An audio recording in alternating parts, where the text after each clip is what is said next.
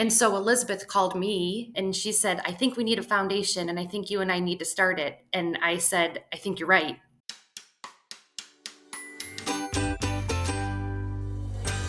Hi everyone, welcome back to Unraveling Rare. My name is Eleni Pitsienka from Unravel Biosciences, and joining me today are two families that we hold very near and dear to our hearts at Unravel. We have two incredible patient advocates who are actually joining forces to create the first ever KMT2B Foundation. But before I spoil too much, I would like for you both to introduce yourselves. So maybe with Lynn, starting with you, if you could share a little bit about your personal journey, what led you to connect to Unravel Biosciences Rare Shift program, and just an introduction of you. Sure. My name is Lynn, and I'm the mom of June, who has the KMT2B gene. I had a healthy pregnancy. She was born healthy, spunky, and hit every milestone. She even ran cross country the fall of kindergarten year. So it really was the winter of kindergarten for her, which is when we did that genetic panel and we discovered the KMT2B mutation for her. So for a year, we were strapped with this diagnosis, and there was really nothing on the internet. There was no parents to connect to, and it was a pretty isolating time. It was pretty awful.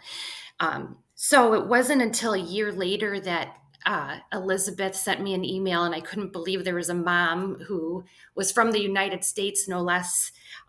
That seemed normal, and so we started connecting through emails, and then one of us took the plunge to call the other, and since then, I talk to her at least twice a week, and she's become a really good friend.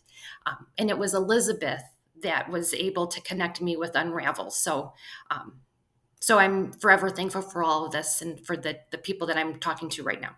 My son, Max, was typically developing.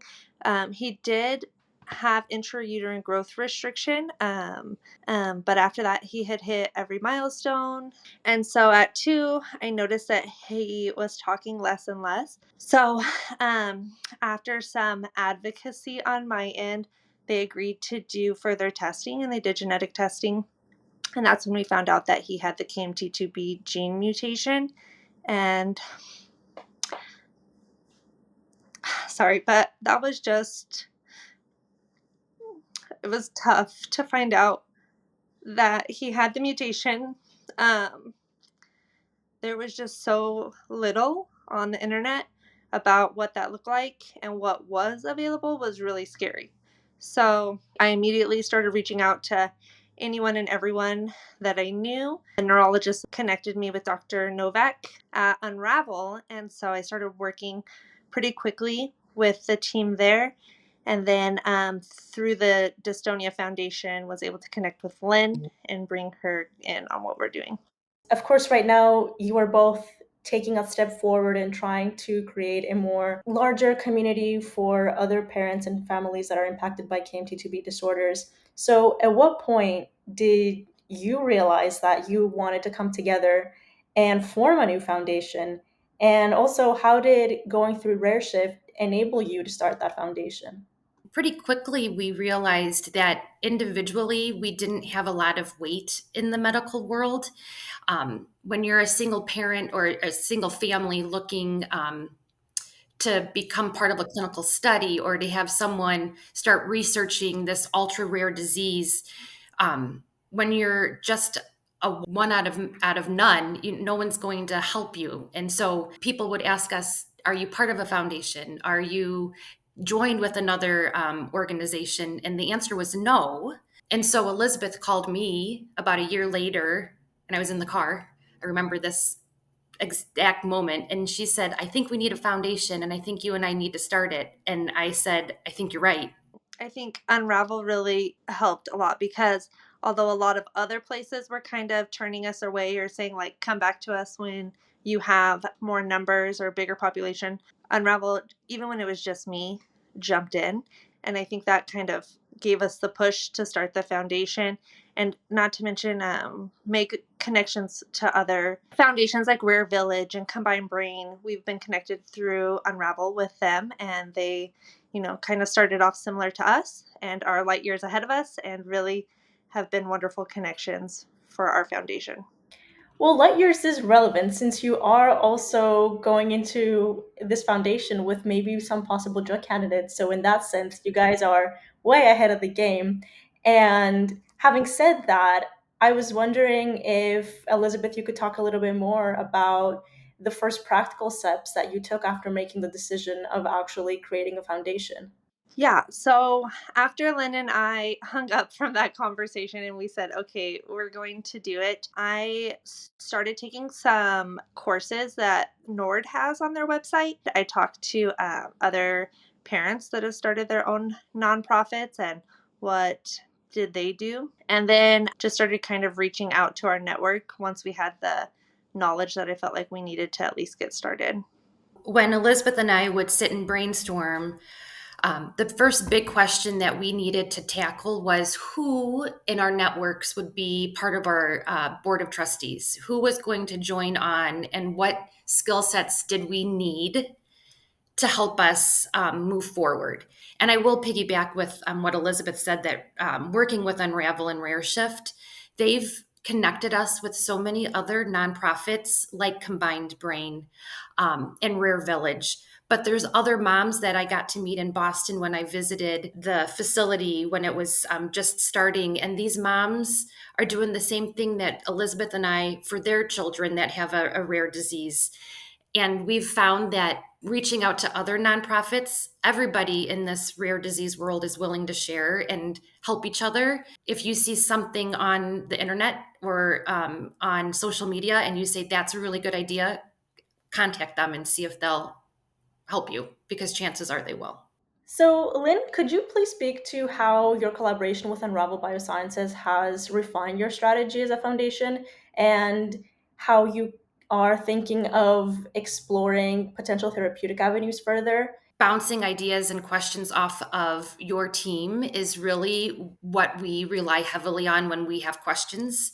But the biggest thing that I think has been such a gift for KMT2B, especially for June and Max, is the list of therapeutics that Unravel has been able to give us. It's amazing that we have something because, like Elizabeth said before, Unravel, we had nothing. There was nothing out there. And then I would say that with that data, Elizabeth and I do call each other all the time and we talk mom to mom. So we have the science and then we have the mom brain, that's what's best for our child. Does this make sense for our family? What does the impact have for June or for Max? And so it works hand in hand, the science and then the family aspect. While we're on the topic about priorities, what are the main goals and priorities for the foundation in it, specifically in its first year? And then what impact are you hoping to make for other KMT2B families right now in this initial stage? We want to get our patient registry up and running, and then we have a goal of getting an IRB going, connecting with Combined Brain and Unravel Bioscience and Rare Village, and trying to get as much meaningful data as we can from clinicians that are treating KMT2B patients. And then we also hope to raise funds to connect more of our KMT2B families to Unravel and get them swabbed and get as much data as we can, so that way we have a better guide when treating these KMT2B patients. So our first main goals is really just getting our community involved and making sure that they're part of the effort, that they also can have hope that things are moving forward with KMT2B and that we're not stagnant any longer. If you had any advice to give to other families who are also navigating rare diseases and are interested in starting their own patient advocacy groups, what would you tell them? I would say find your people. So you have to be able to find those that either have already walked this journey or are currently at the same spot you are, and make connections with them. So someone in your network already, or maybe another parent that's facing a similar diagnosis, and just don't be afraid to reach out and ask them for help. It's not easy to do this work. It is a lot and it can be overwhelming. But if you have a strong support system, then you're going to be able to make a lot bigger steps. So we did talk about immediate impact and immediate goals, but I was also wondering if maybe Lynn, you could speak about 5 years from now, what do you hope that the KMT2B dystonia will have achieved by then? Yeah, so I would hope that the IRB and the drugs that Unravel Bioscience are currently working on to see if they have an impact in symptoms for KMT2B, that they are ready for other families to try, and that we are um, one step closer to a cure.